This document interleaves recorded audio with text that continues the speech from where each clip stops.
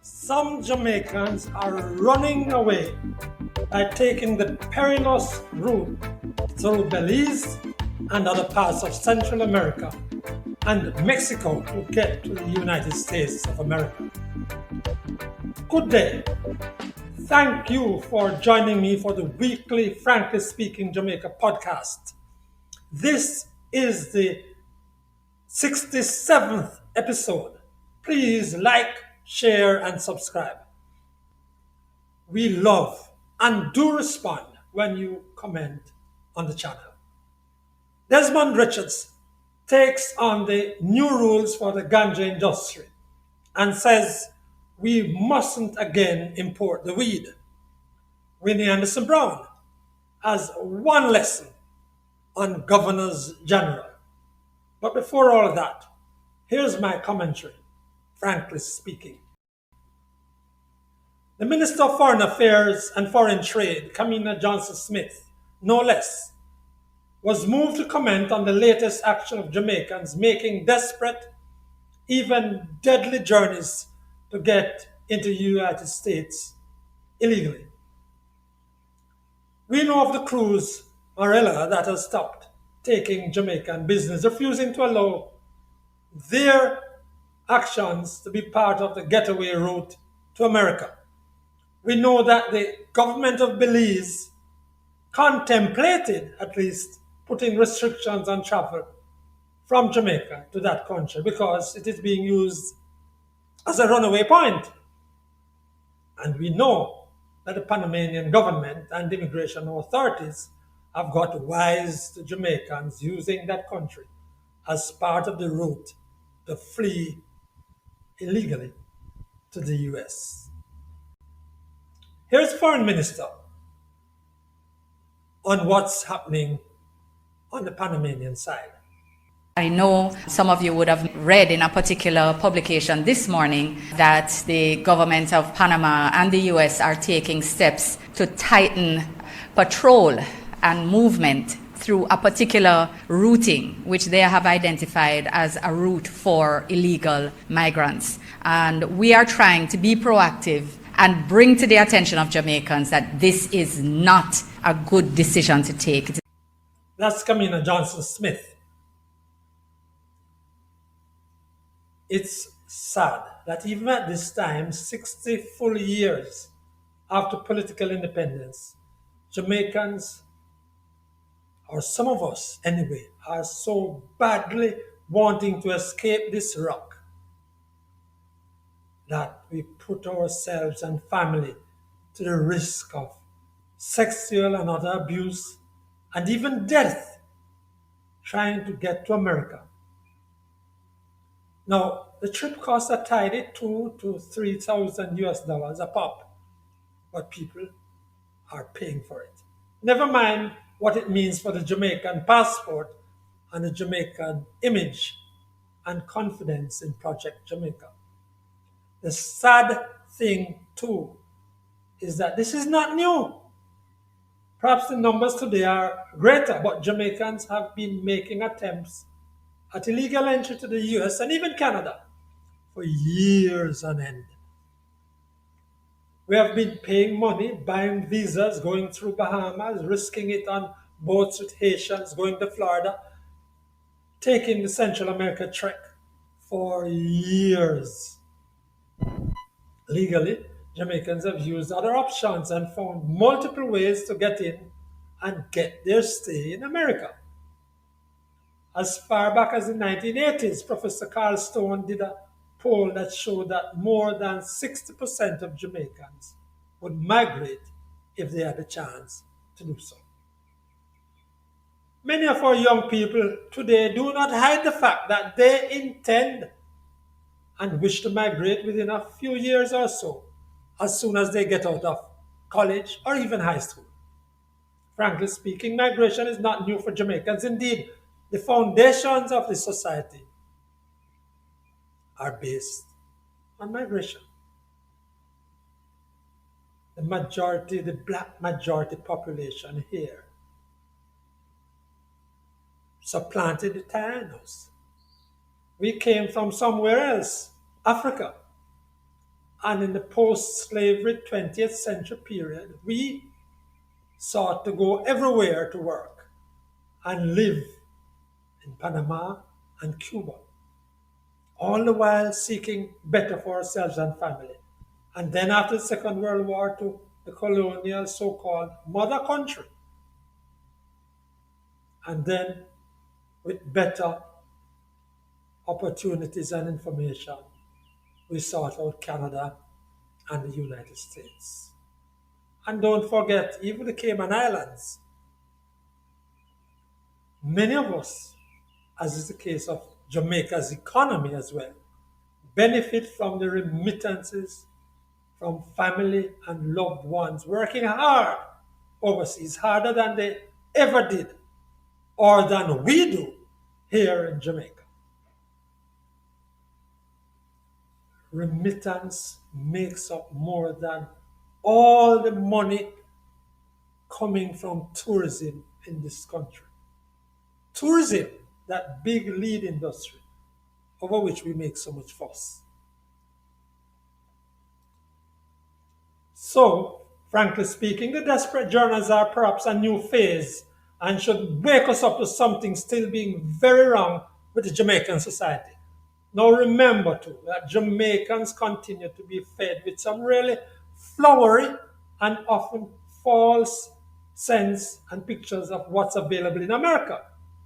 Then there's a television screen with all of that coming onto us and social media and its great output of misinformation. Those encourage the desperate journeys too, frankly speaking. Then there are some realities here. The crime, the corruption, the bad-mindedness in communities, the violence, the chaka-chaka, the do-as-you-like ramshackle. And when people look, they don't see that on their screens about decent, desirable countries. They see what cities in America look like and cities in Europe, and they don't look like downtown Kingston, Montego Bay, Linstead, Brownstown, Spanish Town. The concerns we must rather have is this. Is there anything happening now that will make Jamaica in 5, 10, or 15 years or more a desirable place to live? Frankly speaking, a place where the country will attract rather than repel. That's what we must seriously consider without our partisan lenses on. And I will come back to that matter in the next podcast, frankly speaking. Now, here's Desmond Richards, journalist and founder of Rebel Radio Jamaica. One of the most important piece of news this week came from the Ministry of Industry, where he announced some changes to the rules governing the ganja industry. Well, what the minister announced will make it easier for the traditional ganja farmers in Jamaica to be part of the ganja industry.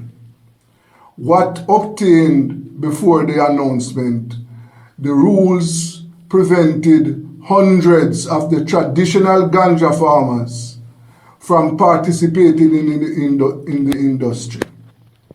Viewers and listeners should be aware that in Jamaica, the traditional ganja farmers, those who went to jail, those who have records on their name for possession of ganja and were beaten up. Those farmers, based on the existing rules, were left out.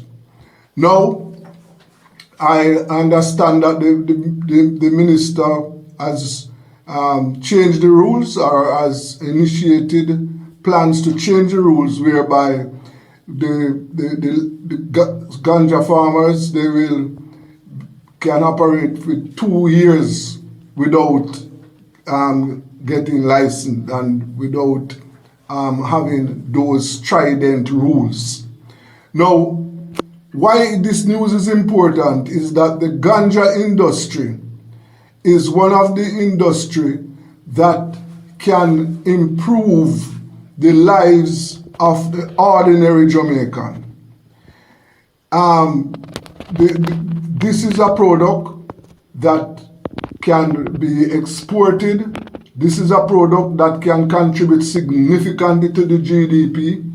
This is a product that can make life easier for a whole lot of Jamaicans. Now, of course, there must be rules. But what we don't want Jamaica to import ganja. We don't want that. We want to export ganja. That was Desmond Richards. And now, Winnie Anderson Brown, educator and health facilitator. By now you know I wear many hats. Today I'm wearing my language educator hat. And what I'd like you to help me to do today is to correct an error that is in these wonderful books.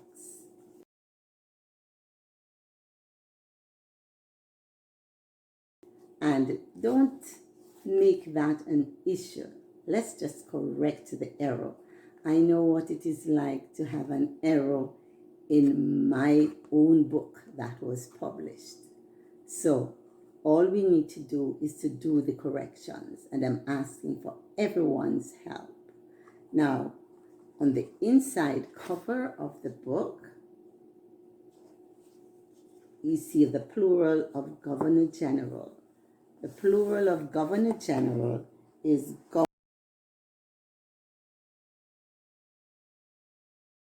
Governors General.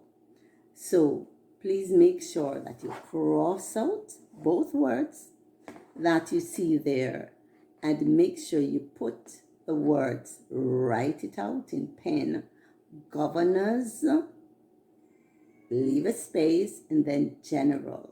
The plural of Governor General is Governors General. Please do that correction for me. Help your neighbors, help your friends. And teachers, when the students come to you with these books, please make sure that they know the plural of Governor General is Governors General. Thank you so much. That's Winnie Anderson Brown, educator and health facilitator.